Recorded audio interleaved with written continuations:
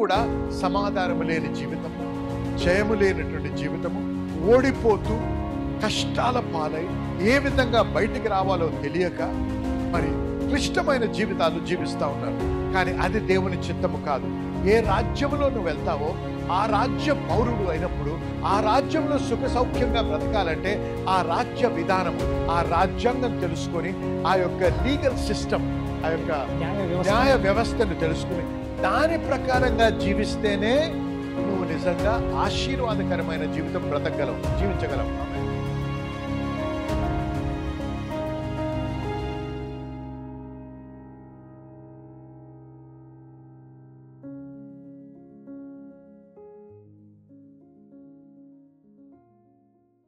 యేసయ్య వచ్చినప్పుడు సువార్తను ప్రకటించడం మొదలుపెట్టాడు. మార్కు సువార్త 1వ అధ్యాయం 15వ వచనం.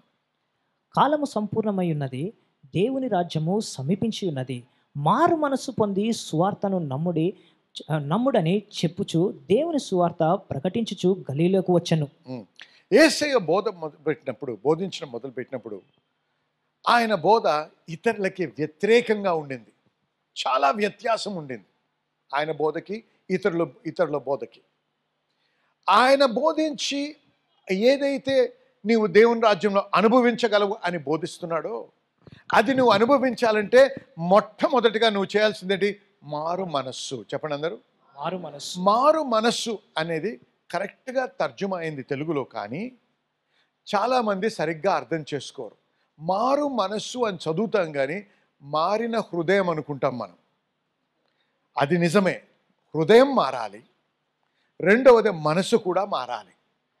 రిపెంట్ అనేది change of thinking, change in action. పశ్చాత్తాపం అనేది నీ యొక్క ఆలోచన విధానాన్ని మార్చుకోవడము, నీ క్రియా విధానం కూడా మార్చుకోవడము. అర్థమైందా? పశ్చాత్తాపము అంటే నువ్వు ఆలోచించే విధానం మారాలి, నీ చేసే క్రియ కూడా మార్పు కలిగి ఉండాలి.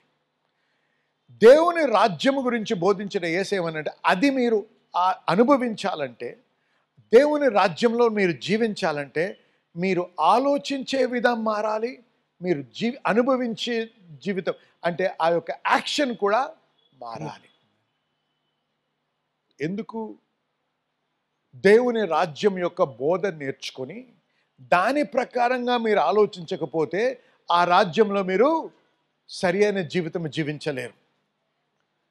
దీనికి ఇంకా లోతుగా పౌలు గారు ఇంకో మాట అన్నారు. రోమీలకు రాసిన పత్రిక 12వ అధ్యాయం 2వ వచనంలో, మీరు ఈ లోక మర్యాదను అనుసరింపక ఉత్తమమును అనుకూలమును సంపూర్ణమై ఉన్న దేవుని చిత్తమేదో పరీక్షించి తెలుసుకున్నట్లు మీ మనస్సు మారి నూతన మగుట వలన రూపాంతరము పొందుడి. మీ మనస్సు మారాలంటున్నాడు ఇక్కడ. మళ్ళీ పౌలు ఏమన్నాడు? ఈ లోక మర్యాద చొప్పున, ఈ లోకం ఏ విధంగా ఆలోచిస్తుందో ఆ విధంగా ఆలోచించడం కాదు, ఈ లోకం ఏ విధంగా ప్రవర్తిస్తుందో ఆ విధంగా ప్రవర్తించడం కాదు. మీ మనస్సు, మీ ఆలోచన విధానము ఈ లోకము షేప్ చేయకూడదు, అంటే మార్చకూడదు. కానీ దేవుని యొక్క వాక్యము మీ మనస్సుని రూపాంతరము చెందించాలి. హల్లెలూయా, హల్లెలూయా. చూసారా, అనేక మంది తిరిగి జన్మించిన వ్యక్తులు సంఘంలో ఉన్నారు, కానీ వారు ఆలోచన విధం ఇంకా మారలేదు. వారి ఆలోచన విధానం ఇంకా బబులోను ఆలోచన విధంగానే ఉంది. కాబట్టే దేవుని రాజ్యంలో ఉండి కూడా సమాధానము లేని జీవితము, జయము లేనటువంటి జీవితము, ఓడిపోతూ కష్టాల పాలై ఏ విధంగా బయటికి రావాలో తెలియక మరి క్లిష్టమైన జీవితాలు జీవిస్తూ ఉన్నారు. కానీ అది దేవుని చిత్తము కాదు. ఏ రాజ్యంలో నువ్వు వెళ్తావో ఆ రాజ్య పౌరుడు అయినప్పుడు ఆ రాజ్యంలో సుఖ సౌఖ్యంగా బ్రతకాలంటే ఆ రాజ్య విధానము, ఆ రాజ్యాంగం తెలుసుకొని, ఆ యొక్క లీగల్ సిస్టమ్, ఆ యొక్క న్యాయ వ్యవస్థను తెలుసుకుని దాని ప్రకారంగా జీవిస్తేనే నువ్వు నిజంగా ఆశీర్వాదకరమైన జీవితం బ్రతకగలవు, జీవించగలవు. ఆమేన్. అలాగే నీవు తిరిగి జన్మించిన తర్వాత కూడా నువ్వు లోక మర్యాద చొప్పున ఆలోచిస్తూ, లోకులు ప్రవర్తించిన విధానంలో ప్రవర్తిస్తూ, లోకులు ఆలోచించిన విధానంలో ఆలోచిస్తూ, సంఘానికి వెళ్ళి ఏదో వారంకోసారి వాక్యమైనా సరే దేవుడు దీవించాడని చెప్పి వచ్చి బయటకు వచ్చి నీవిష్టమైన విధానంగా నువ్వు జీవిస్తే దేవుని ఆశీర్వాదం నువ్వు అనుభవించలేవు. అర్థమైన వారు హల్లెలూయా చెప్పండి. హల్లెలూయా. కాబట్టి తిరిగి జన్మించిన తర్వాత నీ హృదయం యేసయ్య రక్తంలో కడగబడ్డ తర్వాత, పాప క్షమాపణ పొందిన తర్వాత ప్రాముఖ్యమైనటువంటి అంశం ఏంటంటే, మరి చాలా ప్రాముఖ్యమైనటువంటి అంశం ఏంటంటే, నీ మనస్సు మారాలి, రూపాంతరము చెందాలి. నీ మనస్సు ఏ విధంగా రూపాంతరం చెందాలి? వాక్యానుసారమైన రూపాంతరం. అంటే వాక్యము ఏమి బోధిస్తుందో ఆ విధంగా జీవించడము. హల్లెలూయా. హల్లెలూయా. అయితే వాక్యం ఏం బోధిస్తుందో కూడా మనం తెలుసుకోవాలి. ఈ యొక్క క్షమాపణ విషయం, క్షమించే అనేటువంటి అంశం గురించి వాక్యం ఏం బోధిస్తుంది? హెబ్రీయులకు రాసిన పత్రిక 10వ అధ్యాయం 30వ వచనం చూద్దాం ఒకసారి. పగ తీర్చుట నా పని, పగ తీర్చుట నా పని, నేనే ప్రతిఫలం ఇత్తును, నేను మీకు ప్రతిఫలం ఇత్తును. మరియు ప్రభు The Lord shall judge his people. ప్రభువు తన ప్రజలకు తీర్పు తీర్చును అని చెప్పిన వానిని ఎదురుగా కదా. చాలు, ఇక్కడ జాగ్రత్త వినండి. ఇది మీరు సరిగ్గా అర్థం చేసుకోవాలండి. ఇంగ్లీష్ సహాయం లేకుండా దీన్ని సరిగ్గా అర్థం చేసుకోలేరు. ఎందుకంటే పగ తీర్చుట నా పని, పగ తీర్చుట నా పని అంటే దేవుడు పగ తీర్చుకునేవాడు అనుకుంటాం. అది చాలా తప్పు. దేవుడికి ఎవరి మీద కూడా పగ లేదు. అర్థమైందా? ఇంగ్లీష్లో ఏమనుందంటే వెంజన్స్ ఈజ్ మైన్ అని ఉంది. అర్థమైంది? ఆగండి. వెంజన్స్కి చాలామందికి తెలియదు. వెంజన్స్కి రివెంజ్కి చాలా తేడా ఉంది. అనేకులు రివెంజ్ అన్నా వెంజన్స్ అన్నా ఒకటే అనుకుంటారు. కాదు. రివెంజ్ అనేది పగ. రివెంజ్ అనేది కోపముతో కూడి నీవు పొందిన గాయానికి ప్రతిఫలంగా నువ్వు చేసే క్రియ. నీకు జరిగింది హాని కాబట్టి వాడికి హాని జరిగించాలి. నిన్ను కష్టపెట్టారు కాబట్టి నువ్వు వాడిని కష్టపెట్టాలి. నీకు హాని జరిగింది కాబట్టి నువ్వు వానికి హాని కలిగించాలి. రివెంజ్ అంటే ఆ క్రోధం. బాగా అర్థం చేసుకోండి.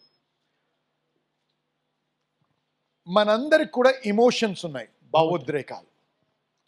ఎప్పుడైనా సరే ఎవరైనా మనకి తప్పు చేసినప్పుడు ఏమవుతాయి? మన భావోద్రేకాలు కదిలించబడతాయి.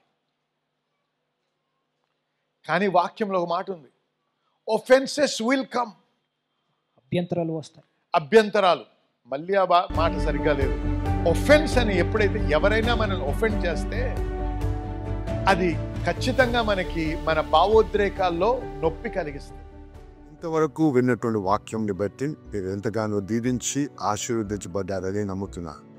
మరి మన దేవుడి యొక్క వాక్యం చూసినట్లయితే దేవునికి అసాధ్యమేది ఏది లేదు. మనము అనేక కష్టాలు, లేకపోతే అనారోగ్యాలు, లేకపోతే అనేక అవగతవకలు ఎదుర్కొంటా ఉంటాం. మన దేవుడు అద్భుతాలు చేసే దేవుడు కాబట్టి మీ కొరకు, మీ స్వస్థత కొరకు, మీ యొక్క ఇబ్బంది నుంచి విడుదల కోసం ప్రార్థించాలని ఆశిస్తున్నా. దయచేసి నాతో ఏకీభవించేటప్పుడు మీ చేయి ఒకటి కివి మీద పెట్టండి, ఒక చేయి మీకు ఎక్కడ బాధ ఉందో అక్కడ పెట్టండి. లేకపోతే కోర్టు కేసు అయితే ఆ పేపర్ తంటి ఆ పేపర్ మీరు చేయబెట్టండి. లేకపోతే ఇంకేదైనా అంశం అయితే దాని విషయంలో మీరు చేయించండి. ఇదంతా ఏంటంటే మనం విశ్వాసాన్ని విడుదల చేసే పద్ధతి. అంతేగాని టీవీలో శక్తి ఉందని కానీ, టీవీలో బలం ఉందని కానీ చెప్పడం కాదు. కానీ మన విశ్వాసాన్ని విడుదల చేసి విశ్వాసం ముందుకెళ్ళడానికి మార్గం. కాబట్టి దయచేసి నాతో ఏకీభవించని ప్రార్థించాలి. ఎందుకంటే అనేకమైన సాక్ష్యాలు వింటున్నాం. ఈ విధంగా ప్రార్థించినప్పుడు మరి దేవుని యొక్క కృపను బట్టి వంకరగా ఉన్న కాళ్ళు సరిగ్గా అదైతే కాకుండా ఎంతో కాలం నుంచి మరి బ్లాడర్లో ఉన్నటువంటి ప్రాబ్లం నుంచి ఒక వ్యక్తి సంపూర్ణంగా స్వస్థపరచబడ్డారు. క్యాన్సర్ నుంచి, ఎయిడ్స్ నుంచి, రకరకాల రుగ్మతల నుంచి విడుదల పొందిన వారు సాక్ష్యాలు మేము వింటా ఉన్నాం.